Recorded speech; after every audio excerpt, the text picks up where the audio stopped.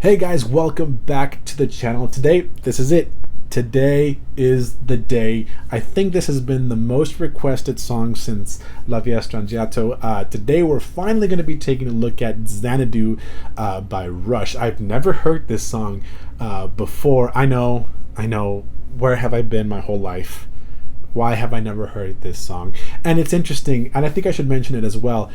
For the past several years, my musical focus hasn't really been, mainstream media and much less classical rock songs like this. It's really been, I've done a lot of listening to jazz drummers and fusion drummers and a lot of those kinds of guys, people like Dave Weckl, Vinny Colaiuta, people like them. So I didn't really, listen to a lot of these guys, but I'm really looking forward to hearing these guys. So I'd like to put in a little bit of a disclaimer before we get on with the video.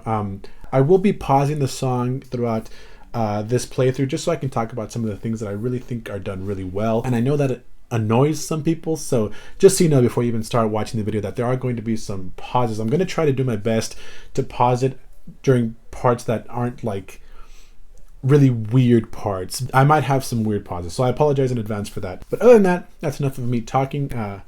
Again, thanks so much for stopping by, and let's get right into it. All right, let's get this party started. I'm a little nervous. I feel like there's a lot of pressure, because percussion,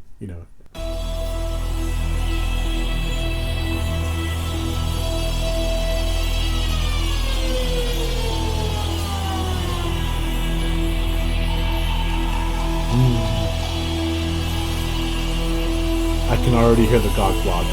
Very nice.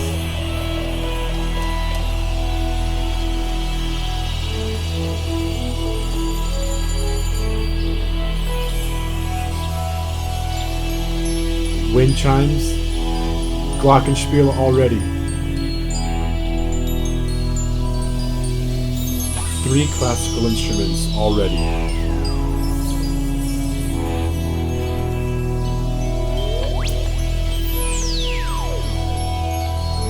I find it so crazy that you can get those sounds out of the guitar.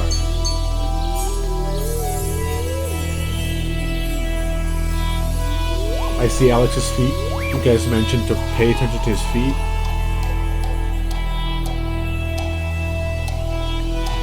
Those are cool. I want some of those.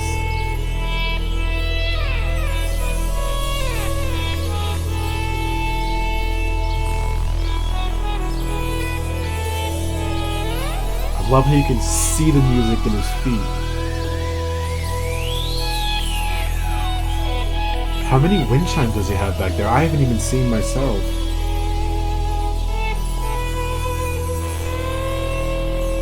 But it's so good. It's got 2 triangles. Most drum set players don't have 1.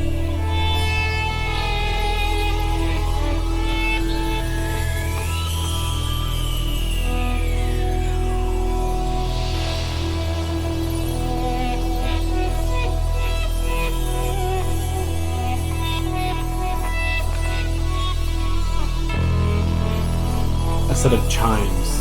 A whole set of chimes.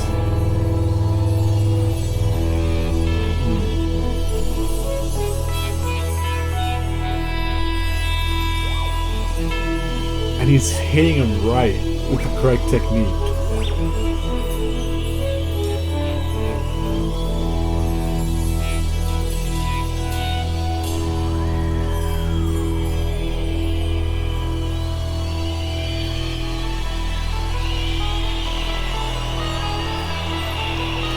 Okay, so it looks like we're coming into a new section right here. I mean, what can I say? It's been 2 minutes and like 41 seconds of the song, give or take, and you would think that not a lot has happened, but it was so interesting to just kind of hear that's the length of some songs, and it wasn't boring. There was so much that your ear could listen to, especially the expressive nature of the way that Neil is back there just playing certain things with his own expressivity. He's got gog blocks and slow and fast, and adding intrigue, and then he's got so many toys back there. For us in the concert world, we call those little knickknacks, like gog blocks and wind chimes and stuff like that. We call those toys. And he's got so many back there. Triangle is also back there. He can play with all those things back there, and I think it's so well done. And Alex is over there playing a really nice melody, good contrast. And I assume I'm not really sure. Like, I didn't really see, but I'm assuming maybe Geddy's playing that really solid bass note that kind of lifts up the whole thing. It's easy to misinterpret what each one of them is doing right here, right now. It's easy to think, oh, Neil's just back there like banging on stuff. But no, I mean, there's really a place for everything, and that's where some of Rush's compositional expertise really shines through in moments like this. When he's back there on the Glock, you can't just go around hitting every whatever you want, because then it doesn't really fit within the music, because you've got a pedal tone down below that's just going across the entire introduction. I think Geddy's the one playing it, but I could be wrong. But you've got that pedal tone down below, and then you've got, obviously, you've got Alex playing his little melody on the guitar. So Neil just can't go over there and hit whatever he wants. It's not going to fit. It's going to clash. There's keys and things that you have to adhere to, and that's something that it's easy to believe that a drummer can't do. Like, they don't know musicality. That's one of the running jokes among music majors and people in the music community. The running joke is drummers can't music. They can hit things, but they can't music. But this right here is a very apt example that drummers can music, and especially Neil Peart can music, because he's got so many melodic instruments back there, and they fit in really, really well, as well as a lot of expressive moments on the bells, melodically and expressively, and the Glock blocks. And I mean, just so many cool things that I could go on forever talking about this stuff, but I know let's get to the next part of the music here.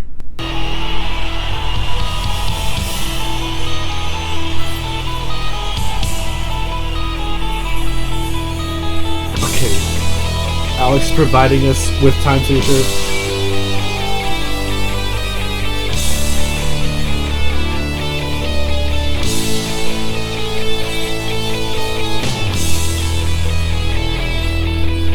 Oh, I couldn't feel that for a while. That was weird. I think it's 7/8. 1 2 1 2 1 2. He was providing such like a fluid time back there. It was weird. That's awesome.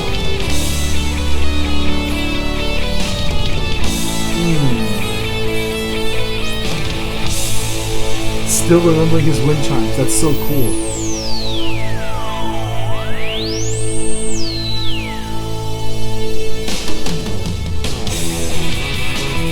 That was a beautiful fill.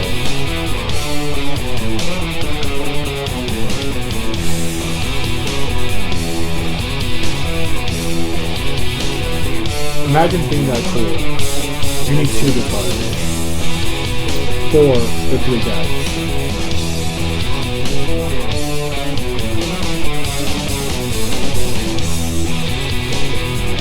Very nice time shifts there.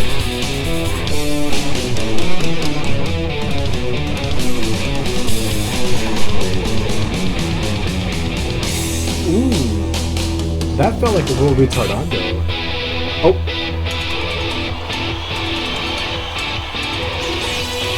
Subito Chow, I think.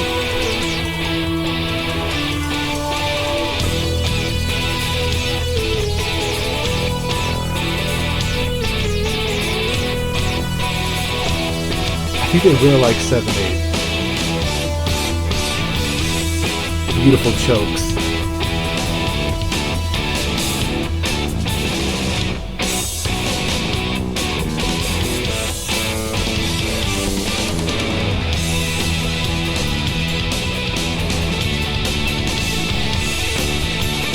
So many nice time changes.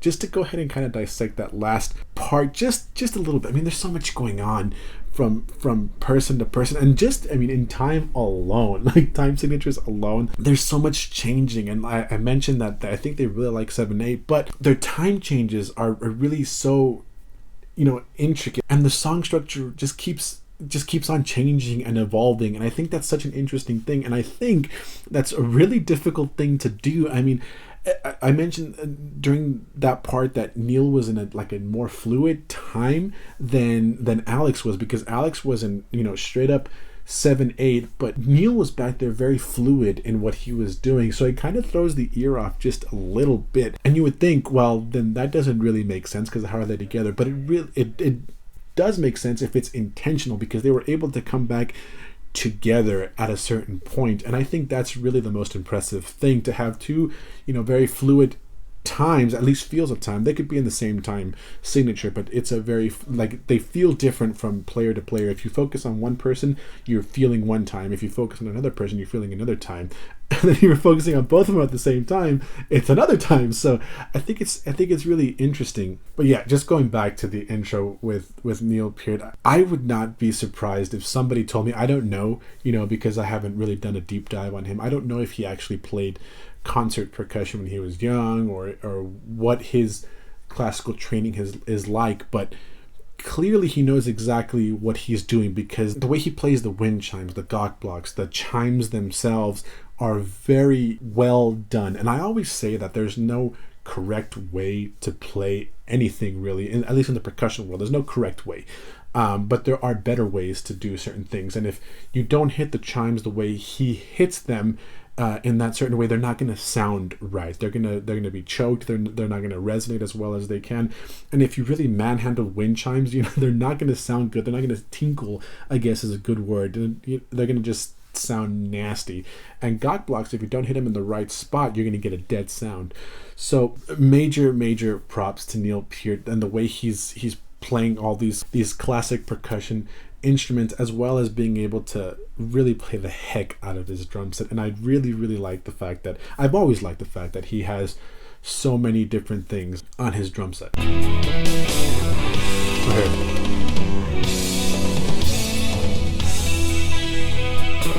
He had a little stick spin there.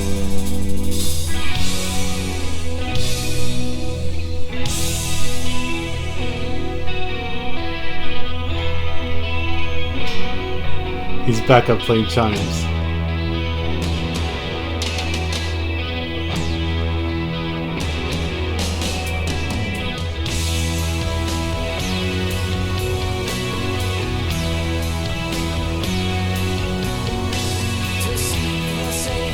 I hear synth. Is Geddy playing with his feet?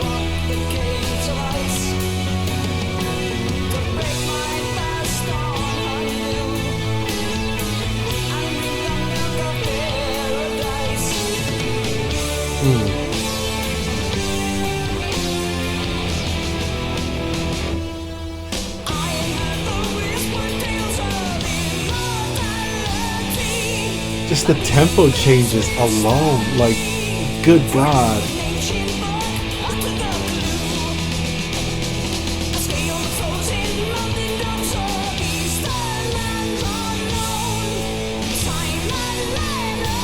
This just feels like a lot of practice went into this.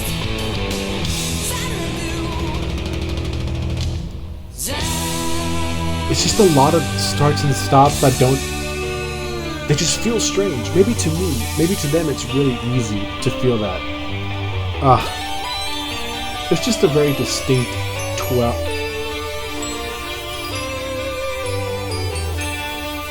That is so cool, the accompaniment of the Glock with the synth back there, that's so cool. I was gonna say, 12-string guitars just have a certain sound, It's a really nice sound.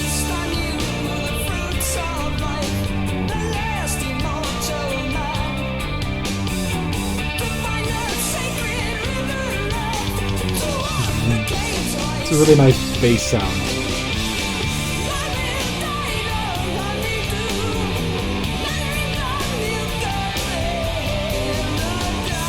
I love how Geddy has to be back there behind everything that has to work with because of how much it changes.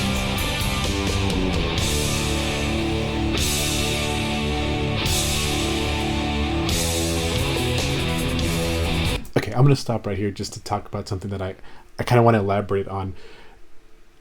I mentioned that the double necks before, the 4-for-3 guys, but just the fact that having so many instruments on stage is the most rushed thing I've seen to right here. You got Neil back there with chimes, wind chimes, glockenspiel, triangles, all sorts of stuff back there. And then you've got, Alex Lifeson over here. He's got a 12-string and an electric guitar. And then, of course, you've got Geddy Lee over here with a bass. And I think, I haven't really taken a close look, but I think that's another guitar on that double neck. So he's got a bass and a guitar on there. And then, of course, his whole synth setup over there with his microphones and stuff because he has to sing at the same time. I just wanted to say that's the most Rush thing I've seen, to date. This is why they sound like 6 dudes on stage.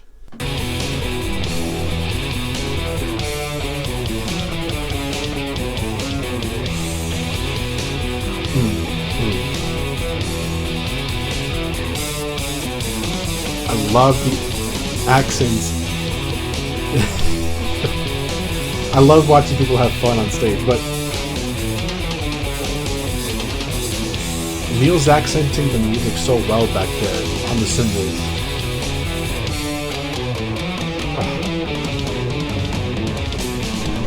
That face though.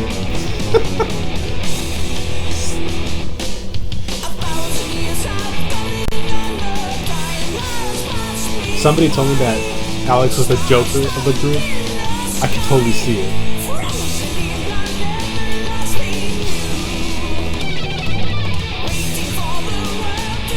That was cool. Little single stroke roll there. Little stick flip.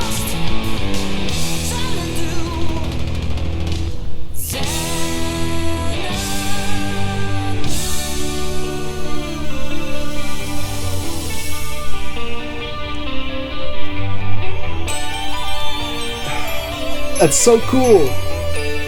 I'm so glad we get to see him play rock.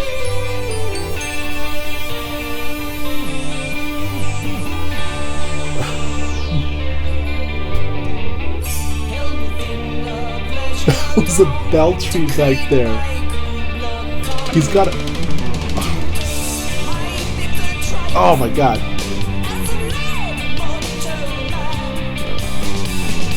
Okay, I gotta stop it right here real quick just to talk about little things. Like, first of all, those concert toms are so they just speak Neil Peart. Whenever I hear concert toms, especially those, I guess the way he has them tuned, I know it's him talking. But look, right there, the bell tree is right there. There are some people that don't even know what a bell tree is. Some percussionists that don't even know what a bell tree is. And you see Neil back there jumping up and jumping down and moving around and hitting things. I used to do something called dinner theater, and that's when it literally looks like this, and you accompany show tunes and stuff, and people go and eat dinner and watch what they're playing. But it really be like that. You just jumping here, moving here, moving here. There's just so much stuff going on when you're playing that stuff, and it's a lot of fun. It's a lot of fun, so I can see why Neil Peart would want to have so many cool toys up there.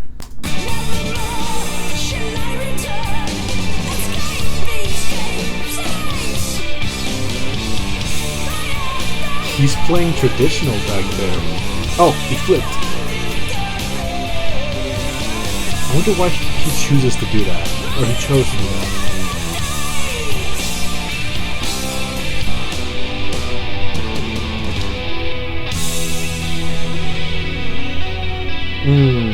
Bringing back the motif, I can hear it. That was such a fast transition from chimes to drum set.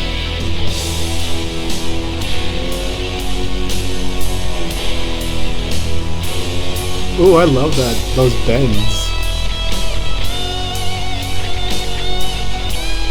Here we go. Is this an Alex solo?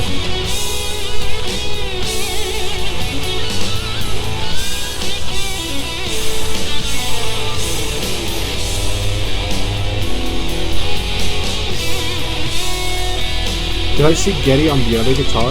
The other neck? That's so cool.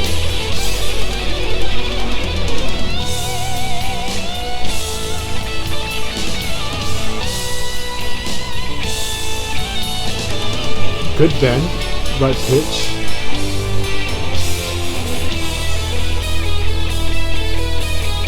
motif again, reintroducing our first time that we got.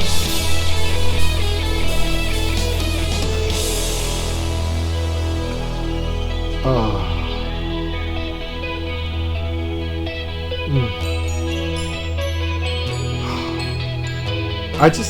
Is it weird that I like the sound of Glock?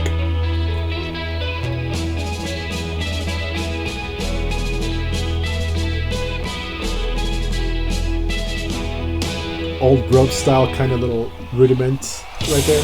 Ah! That's it! What a truly really fun song. Like, that was so much fun to watch. Alex right here, they told me that he was the Joker. They went to go see him, and I could totally see he loves playing, and that is really like the epitome of what it is to be a musician. Anyway, thanks so much for stopping by and watching the video. I was going to do this in 2 different parts, but there was just no way to like cut it up and put it together and make it sound good, you know. So if this is a little bit of a longer video, I apologize, but I had a lot of fun watching these guys play Xanadu. There's just so many crazy cool things happening. I think it really showcased their versatility, you know, each one of them being able to do what they did. You know, I've seen Geddy like jump around and do a lot of different things on, you know, synth and sing and play bass and all that stuff. I saw it in the Tom Sawyer one. But for Alex and Neil, like, I knew Neil played all that kind of stuff, but I hadn't seen it in an actual song. I've seen it in drum solos before, heard it in drum solos more like, but I've never actually, you know, seen it in a song. And I thought it was so cool to see. I have never seen it to this degree. Like, I don't think I even knew that he had chimes, like a whole set of huge chimes, you know. I didn't even think I knew that he had those back there, and it was so cool to see him play chimes and beltry and wind chimes. I don't think I ever saw him play the triangle, but glockenspiel, and really show a lot of his concert style playing that I don't think you ever see that in anybody. I don't think I've ever seen that in any other drummer. I don't know that I ever will see that in any other drummer. So I thought that was so cool. And obviously, you know, you saw Alex jumping from the 12 string to the regular electric guitar, which is also really cool. Obviously, you got to see his foot technique. I got to see his foot technique when he plays and stuff like that, which is a whole other instrument in and of itself. I mean, if a drum set guy has to use kick, you know, hi-hat and all these different things to do, that certainly counts as a different instrument. So I thought that was really cool. But yeah, that's pretty much it. If there's something else that you guys want me to check out, another artist, another drummer, another band that you think is really good, and you kind of want me to give my 2 cents on the whole thing, feel free to leave it down below so I can absolutely go check it out. I've had a lot of fun with the ones that you guys have suggested for me. La Via Strangiato, Xanadu, Neil Peart. I saw him play Flowers the Kaleidoscope. If you want to go ahead and check that video out, a lot of fun, really great band as well. So yeah, let me know what you guys want me to take a look at next. I have a lot of fun with these. But anyway, other than that, thanks so much for stopping by. If you liked the video, don't forget to hit that like button. And if you really liked the video, don't forget to hit that subscribe button so you can see more content just like this. And hopefully we'll see you guys next time. See ya.